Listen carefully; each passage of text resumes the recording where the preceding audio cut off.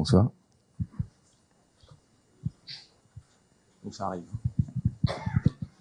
Vous avez donc probablement entendu parler déjà il y a à peu près 6 mois, 5-6 mois, en mars, ça a fait un petit peu de bruit, bon, un petit peu de bruit, restons modestes.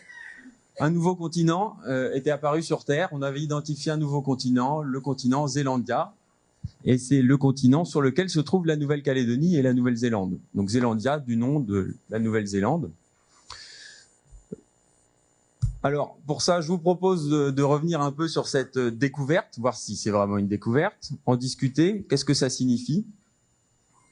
Bon, pour ça, il faut revenir aux définitions. Si on part des définitions des géographes, la définition d'un continent, elle va être basée sur des notions historiques, culturelles, politiques, etc.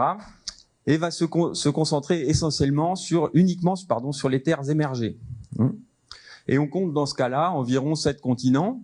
Vous voyez que l'Europe est séparée de l'Asie par cette barrière qui est l'Oural, qui pourtant est une barrière physique un peu émoussée. C'est une vieille chaîne de montagnes, très vieille, qui n'est pas vraiment une barrière physique, alors que l'Himalaya qui sépare l'Inde de l'Asie n'a pas été prise en compte. Bon, donc c'est la définition des géographes. Si on en vient à la définition des géologues, pour le géologue, ce qui va définir un continent, c'est la présence de matériel continental, d'une croûte continentale. Donc, ce qui sera important, c'est la composition de cette croûte, et cette définition sera indépendante du niveau de la mer. Vous voyez que la plupart des continents auront des épaulements sous-marins qui seront considérés comme continentaux, puisque les niveaux marins, le géologue le sait, peuvent monter, descendre de plusieurs centaines de mètres, et les mouvements tectoniques peuvent aussi faire varier l'altitude de ces continents.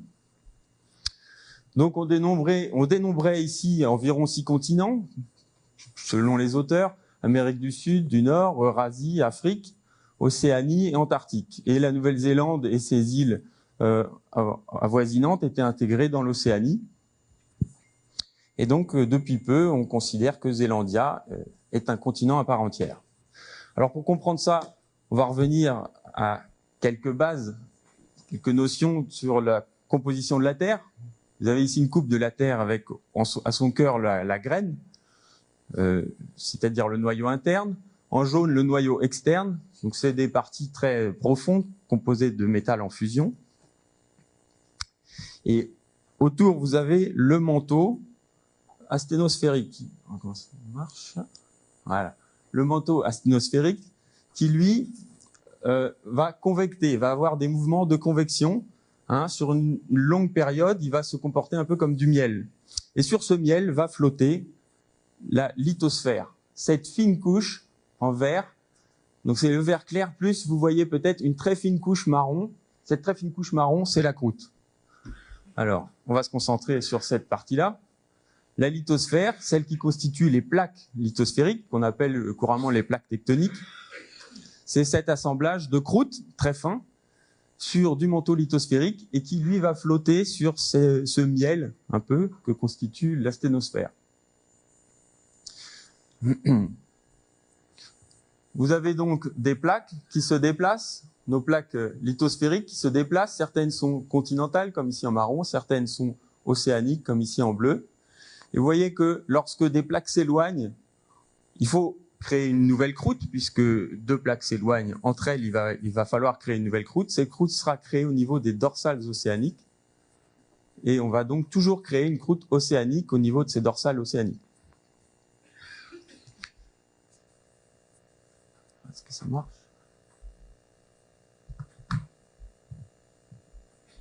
Pas de souris. Voilà, je vous propose ici une animation des mouvements des plaques lithosphériques sur les 250 derniers millions d'années. Voilà, donc vous avez les années qui défilent ici, les millions d'années, pardon. Vous voyez l'Amérique du Nord qui commence à se séparer de l'Europe et de l'Afrique. L'Amérique du Sud qui va suivre à son tour. Ça, c'est l'ouverture de l'Atlantique. Donc, au cœur de cet océan Atlantique, vous avez une dorsale, la dorsale médio-atlantique, qui va créer une croûte océanique. Tous les domaines en bleu vont donc être des domaines océaniques, constitués d'une croûte océanique, et ceux en marron, constitués d'une croûte continentale. Regardons ça de plus près. La composition classique d'une croûte océanique, ce sera des basaltes et des gabbros sur une épaisseur d'environ 5 à 10 km. Alors, qu'en comparaison, vous aurez une croûte continentale de 30 à 80 km sous les chaînes de montagnes importantes, et qui sera constituée de granit, de roches métamorphiques et de sédiments. Ces roches sont moins denses que les roches de la croûte océanique. Vous avez une densité moyenne de 2,7, plus faible donc que celle de la croûte océanique qui est de 2,9. Donc une épaisseur plus grande et une densité plus faible, qui fait que les continents finalement flottent mieux sur l'asténosphère. Alors revenons à notre Zélandia. On voit ici sur cette carte de bathymétrie, vous avez les couleurs là, du blanc pour des faibles profondeurs au bleu foncé pour des profondeurs plus importantes, que la Nouvelle-Zélande et la Nouvelle-Calédonie sont entourées de terres à faible profondeur. Alors pour le géologue, savoir s'il s'agit ou non d'un continent, il va falloir aller regarder et déterminer la nature de ces roches. Est-ce qu'on a affaire à des roches continentales ou des roches plutôt océaniques? Donc comment étudier des roches sous l'océan? Je vous présente plusieurs techniques. D'abord, faire simple, aller voir les îles. On va faire le tour de toutes les petites îles qu'il y a dans cette zone et regarder les roches qu'on y trouve. On voit ici une carte d'échantillonnage. La méthode est simple, c'est le géologue de terrain avec son marteau qui va casser un échantillon et le déterminer. Pour toutes les zones qui sont restées immergées, on peut utiliser une drague à roche. Donc un bateau assez puissant va tirer un gros panier avec des dents qui va aller se déposer sur le fond. Le bateau va avancer, faire en sorte d'accrocher des morceaux du fond océanique et puis de les remonter pour les analyser. Donc la carte d'échantillonnage d'un bon nombre de dragues qui ont été effectuées dans la région. Les géologues bénéficient également, lorsque leurs relations sont bonnes avec les pétroliers, des données qu'ils ont remontées lorsqu'ils ont fait des forages pétroliers pour aller explorer ou exploiter du pétrole. Vous avez ici une plateforme de forage, par exemple. Ici, un grand train de forage, une tige de forage qui va s'enfoncer et on va remonter des petits fragments de roches lors du forage. Le géologue va à son tour déterminer la nature de ces roches et pouvoir examiner ces roches. Et puis, une dernière approche qui va nous permettre de voir ces roches, c'est encore une fois des forages, mais ceux-là, des forages scientifiques. Vous avez un programme IODP, un gros programme international, avec ce navire-là, le JOIDES Resolution. On a d'ailleurs des collègues du service géologique qui sont rentrés hier d'une mission de 2 mois dans la zone. Vous voyez tous les points d'interrogation ici, c'est les sites qu'ils viennent d'échantillonner. Ils ont effectué des forages profonds dans ces zones. Et là, chaque carotte est examinée en grand détail. On attend avec impatience leurs résultats. Si on récapitule, voilà toutes les données qu'on obtient sur la zone avec la géologie de terrain, les forages, les dragages, etc. Et vous voyez apparaître ici en rouge et en jaune tous les endroits où ont été relevés des roches de nature continentale. Des rhyolites, granites, diorites, gabbros qui sont considérés d'origine continentale. Et puis des sédiments, grès-wek et schistes, également d'origine continentaux. Donc, cette synthèse nous permet de valider, oui, on a bien affaire à des roches continentales, donc on peut parler d'un continent pour Zélandia. L'autre condition pour parler d'un continent qui ne soit pas l'Océanie, c'est qu'il soit détaché de l'Océanie, séparé de l'Océanie par un domaine océanique. Et c'est bien le cas ici dans la fosse de Cato, où le continent Zélandia est séparé de 25 km de l'Océanie par un petit couloir de croûte océanique. Vous voyez bien qu'on joue peut-être un peu sur les mots, mais toujours est-il qu'on a affaire à un continent. Cette découverte ne date pas d'hier, ça a fait beaucoup de bruit en mars dernier, mais il faut quand même savoir que la notion de Zélandia remonte à 1995, où ce monsieur Luendik avait déjà proposé le nom et identifié cette grande masse continentale immergée.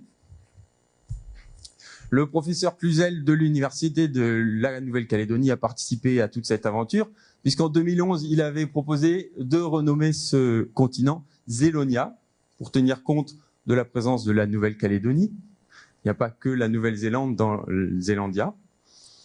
Malheureusement, cette proposition est restée sans conséquence. Et puis en 2017, cette publication qui a été diffusée par Nick Mortimer et ses collègues, dont des collègues du service géologique de Nouvelle-Calédonie, qui a été publiée dans une revue à large diffusion et qui a donc été repris en masse dans les médias. Voilà. Alors reste une question sur ce continent zélandien. Pourquoi est-il sous l'eau? On a un continent qui a une superficie d'à peu près 5 millions de kilomètres carrés, c'est-à-dire 2 fois environ la taille du Groenland. C'est quand même important, mais ça reste de loin le plus petit des continents. Et une élévation moyenne de moins 1100 mètres. Il est immergé à 94% de sa surface. Donc comment expliquer que, contrairement aux autres continents, celui-ci se trouve sous l'eau? L'explication la plus probable, c'est de regarder ce qui s'est passé lors des 80 derniers millions d'années, environ 100 derniers millions d'années. Si vous considérez ici, comme le pensent la plupart des géologues, que la Nouvelle-Calédonie se trouvait il y a environ 100 millions d'années sur la bordure de l'actuelle Australie et qu'elle s'est éloignée, on a donc une extension qui a eu lieu ici. Donc je vous propose de regarder ce qui se passe lorsqu'on étire une lithosphère et une croûte continentale. Donc notre bloc que l'on va déformer ici, et puis on va tirer sur les côtés comme on tirait sur un carambar chaud. Vous voyez qu'on va former des failles, des domaines vont rester un peu plus élevés, d'autres vont descendre. C'est le cas de la ride de Lord Howe par exemple, et des bassins qui l'entourent, puis de la ride de Norfolk, de la ride de Fairway, donc des hauts, des bas, des hauts, des bas, et on continue à tirer. À force de tirer, l'épaisseur diminue considérablement, et de 30 km d'épaisseur initialement, on en arrive à 10 ou 20 km. Ce qui fait que notre continent se retrouve finalement sous le niveau de la mer. Vous voyez que le niveau de la mer se trouve ici à l'origine, va finir par recouvrir notre continent à la fin de l'histoire. Voilà. Je vous remercie. Sachez que ce n'est pas des cas uniques. On observe à plus petite échelle des choses similaires à l'ouest des États-Unis, par exemple, où vous avez à Badwater des endroits qui sont sous le niveau de la mer et on en trouve à plusieurs autres endroits sur la planète. J'ai fini le temps. Voilà. Je vous remercie.